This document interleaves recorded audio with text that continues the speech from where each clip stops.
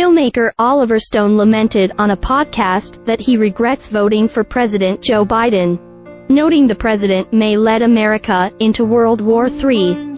Stone spoke on a recent episode of commentator Russell Brand's talk show Stay Free on Rumble. Stone won international fame for his documentaries, one of which was Ukraine on Fire.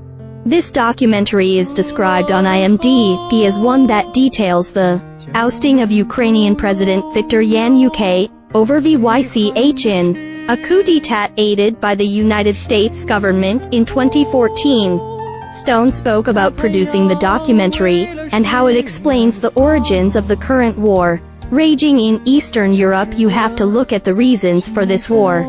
And whenever you do, the Americans like to simplify and say it as a question of a Russian invasion of Ukraine that's very simplistic and very black and white, he said, recounting how he produced Ukraine on Fire, which he argued explains the origins of this war in the coup d'état of 2014, which was sponsored and supported thoroughly by the United States. It was a very deep plan to penetrate the Russian Federation. He then slammed the neoconservative movement who started the war in Iraq, who yet remain deep inside our government, citing prominent figures like Undersecretary of State Victoria Nuland, National Security Advisor Jake Sullivan, and Secretary of State Antony Blinken. He went on to add that Biden is an old Cold Warrior, and he really hates the old Soviet Union, which he confounds again with the Russian Federation, which is not communist. Stone warned that unless the United States changes its suicidal course, it faces a potential World War III, and then slammed Biden's leadership if we don't stop this. What Biden is doing? This guy is I voted for him. I made a mistake. I was thinking he was an old man now, that he would calm down, that he would be more mellow and so forth. I didn't see that at all.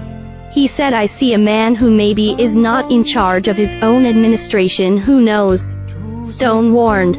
It seems that he is dragging us stupidly into a confrontation with a power that is not going to give. This is their borders, this is their world.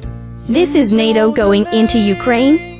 This is a whole other story. He also argued that the conflict has the United States being dragged into a volatile conflict similar to that which sparked in the Balkans in World War I. Stone noted the ethnic complexity of this conflict in that our allies are rabid anti-Russian people and have been fighting against ethnic Russians who live in eastern Ukraine, claiming that the media does not recognize that these ethnic Russians have been seeking autonomy. That's all they asked for in 2014.